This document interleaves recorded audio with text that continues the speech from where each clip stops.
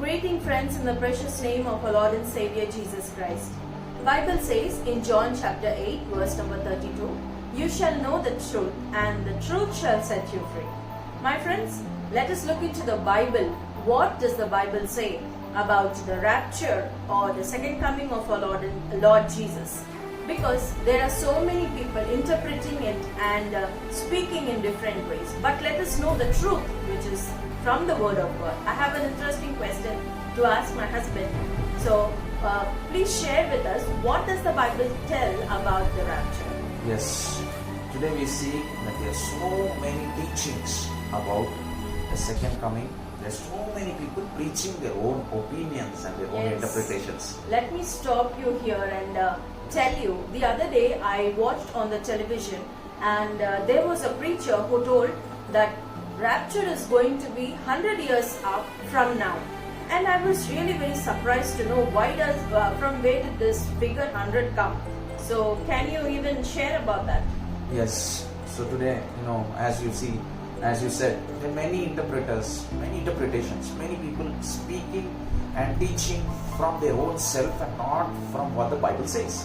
But our preaching should be based from the Bible point of view. Correct. Because as you mentioned, John 8:32, you should know the truth and the truth will set you free. And the Bible, Jesus said in John 6:63, "My words are life and they are spirit." So it is not somebody's words. It is the words of Jesus which are life and a spirit. So we shall know the word, and that word will give us liberty and revelation. Hallelujah. Hallelujah. So can you read for me Revelation chapter 16 verse number 15? That is what Jesus said about his coming. Yeah. "Behold, I am coming as a thief. Blessed is he who watches and keeps his garment, lest he walk naked and they see his shame." So Jesus said, "Behold, I am coming like a thief." So the thief will not announce. He will never tell that when is he coming. He will never tell the time, never tell the date. He will come suddenly when you're not expecting. So Jesus comes suddenly when we're not expecting. Hallelujah. So we shall preach what Jesus preached, not 100 years, not 20 years. Hallelujah. Yes. So we see the disciples in the Bible, they preached what Jesus preached. So let us look what St. Paul preached when he was speaking to the Thessalonians in 1 Thessalonians chapter 5 verse number 2.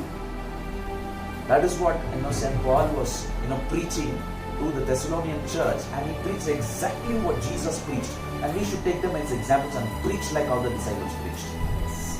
"For you yourselves know perfectly that the day of the Lord so comes as a thief in the night." So the day of the Lord, again St. Paul says, it comes like a thief in the night.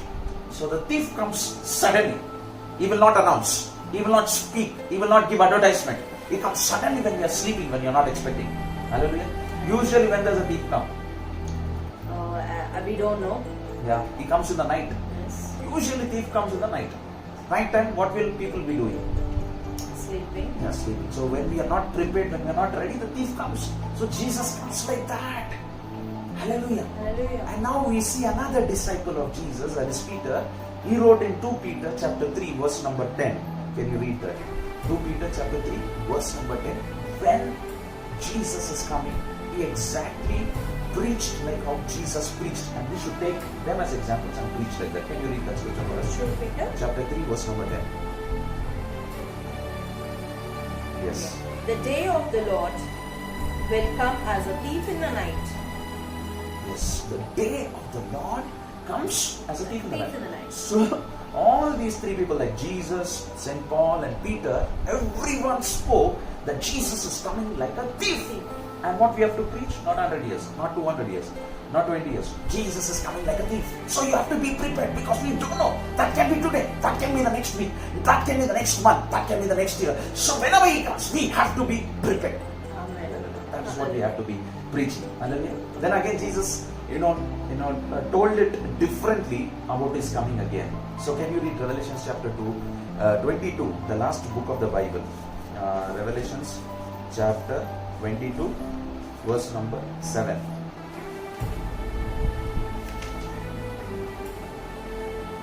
Yeah. "Behold, I am coming quickly.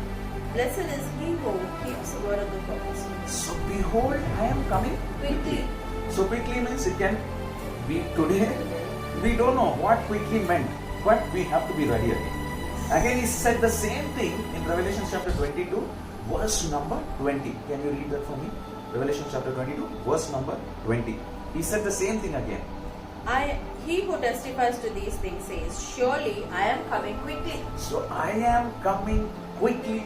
Jesus said, I'm coming like a thief. Jesus said, I'm coming quickly. So that is what, as a Bible teacher, I should be preaching to my church, to the people around, that he is coming quickly. He is coming like a thief. So you got to be prepared. Because when you preach Jesus is coming after 100 years, people will become lethargic.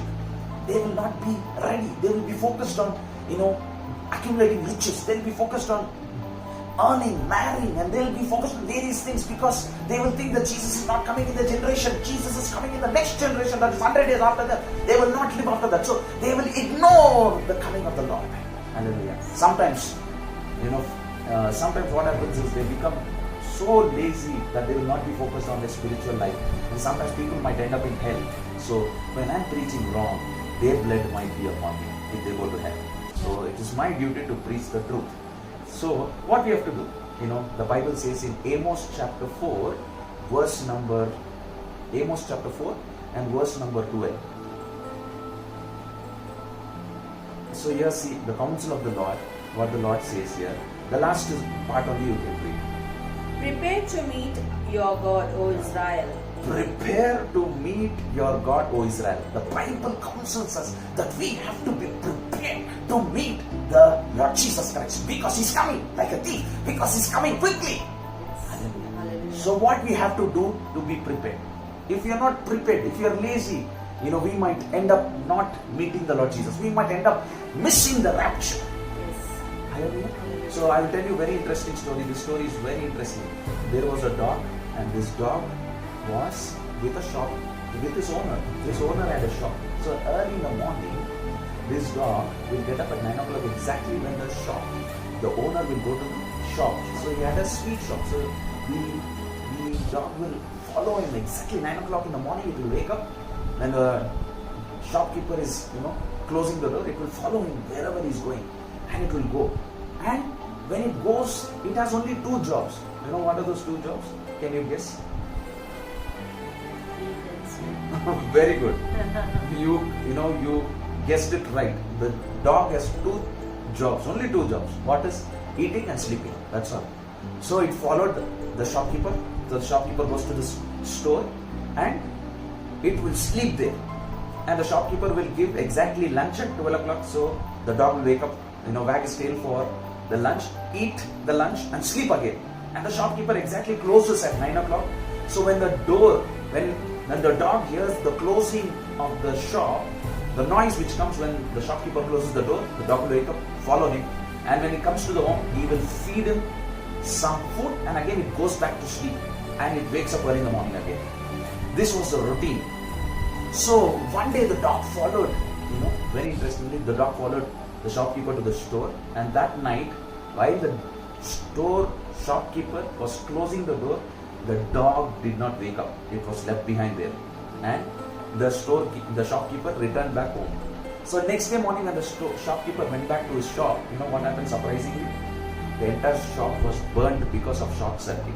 So he opened the shutter, he opened the door to see what happened exactly, and he realized that the dog also got burnt. Why do you think the dog got burnt there? Was sleeping. Because the dog did not wake up at the right time and did not follow the shopkeeper, and that's why the dog was left behind and the dog was burnt. Hallelujah. Hallelujah. So today, when we are not prepared, when we are not ready to follow, when we are not ready when Jesus comes, we might become like that dog. We might be left behind here in rapture. Hallelujah. Jesus comes to take His people to home, and when we are not prepared, when we are not ready, we might be left behind. So today, one counsel of the Lord that we all have to follow, that is Luke chapter 21 and verse number 36. Can you read Luke chapter 21 verse number 36? This is what we all can follow to be prepared. Luke chapter 21 verse number 36. Yes. Watch therefore and pray always, that you may be counted worthy to escape all these things that will come to pass, and to stand before the Son of Man. So Jesus says two things here. One is watching. The dog did not watch. The dog was sleeping. One is watching. We should be vigilant about the times and seasons. Next to Jesus said, pray that you will be counted worthy, that we may escape all these things. Hallelujah. Hallelujah. So we have to continuously be in fellowship with Jesus, reading the Word of God, having fellowship with Him, having fellowship with the saints of God, and we have to be prepared. And when the time comes, Jesus comes like a thief. It may be today, it might be tomorrow, it might be after 3 years, it might be after 4 years, we don't know. But we will be ready, and He will take us to home. Hallelujah. Hallelujah. So my friends, today, if you are not sure that you are prepared and you are going to enter the kingdom of God, there is only one way to enter the kingdom of God. Can you say what is that one way to enter the kingdom of God?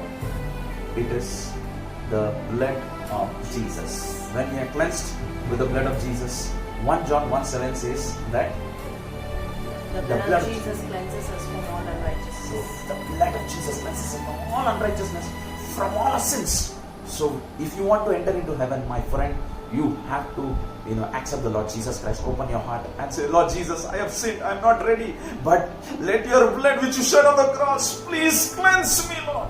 And the Lord will cleanse you with His blood, and you will be prepared, and you will be allowed, you will be counted worthy to enter the kingdom of God. Today, my wife is going to pray for everybody. Today, if you're not sure, open your heart. You say, Jesus, come into my heart.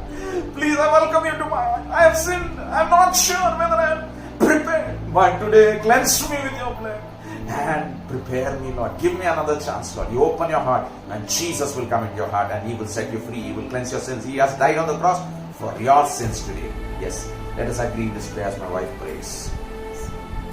Our dear loving Heavenly Father, thank you, Lord, for speaking to us, Father, Lord, your truth, Father, Lord Jesus. Yes, Master. Lord, Bible says that you are coming quickly. You are coming like a thief, Lord, and you said, watch and pray that you may escape all these things. Heavenly Father, we ask you, Lord, whoever is watching, Lord, and who is not certain, Father, Lord, sure of their salvation, Father, whoever is not ready to meet you, Lord, to see you, Lord Jesus, God, we all pray together, Father, Lord God. Lord Jesus, Lord, Bible says in Lord Jesus that the blood of Jesus cleanses us from all unrighteousness. Lord, today, Lord, we confess all our sins, Lord. Sins that we have made with our thought, word and deed, Lord Jesus. God, forgive us, Lord. Wash us in your precious blood, Father.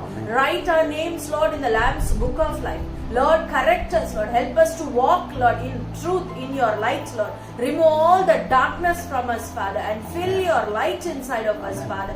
Lord, help us, Lord, to be your children, Father, Lord. Lord, Father, we submit our heart to you. We open our hearts, Lord. Welcome into our hearts, Lord. Be the King, be the Lord of our lives, Father. Lord, I pray, Lord, also pray. Bless the people whoever are watching. Lord God, whatever, Lord God, Lord, are the bondages that they are living in, Father, Lord God, Lord, whatever, Lord God, the devil has kept them under captivity, Lord God, whatever addiction, Lord, we ask you to break the powers of darkness over their life. Every witchcraft power, everything that is holding them, Lord God, every darkness that is keeping them away from you, Lord God, separating you from them. Lord, today we ask you, Lord God, break the bondages over their life. Lord, deliver them and set them free, Father, Lord God. Lord, mark your name, Father, on their foreheads, Lord God. Lord Jesus, and seal them, Lord God, Lord, with your blood, Lord, until the day of redemption. Thank you, Lord. In Jesus' name we pray. Amen. Amen. Yes, my friends, hope you like this, short video. We will come back again with a new video and a new question. Until then, you all take care. Praise the Lord. Praise the Lord.